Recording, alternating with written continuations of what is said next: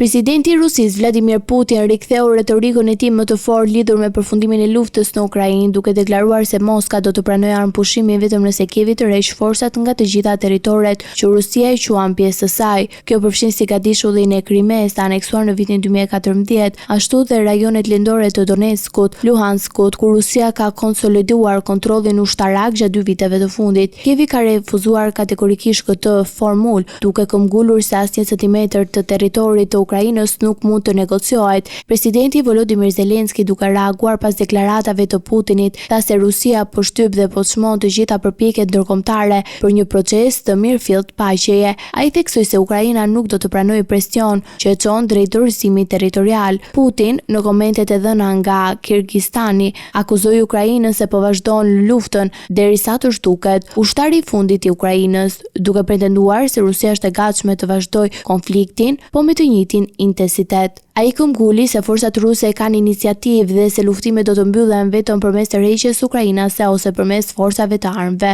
Megjithatë, analizat e pavarura sugjerojnë se Moska po përballet me kosto të larta njerëzore, materiale. Instituti për studimin e luftës në SHPA vlerëson me ritmin aktual të avancimit rus. Do të duhet pothuajse 2 vite që Rusia të marrë nën kontroll pjesët e mbetura të Donetskut, një tregues i progresit të ngadalt në terren. Deklarata e Putinit shënon gjithashtu reagimin e parë të tij ndaj lëvizjes së reja diplomatike të javëve të fundit. SHPA dhe Ukraina diskutuan një draft të ri të mundshëm marrëveshjeje. Putin konfirmoi se dokumenti i rishikuar tashmë i është paraqitur Moskës dhe mund të shërbejë si pikënisje për bisedime të mëtejshme. Megjithatë, ai insistoi se disa elemente duhet të riformulohen qartë në gjuhë diplomatike.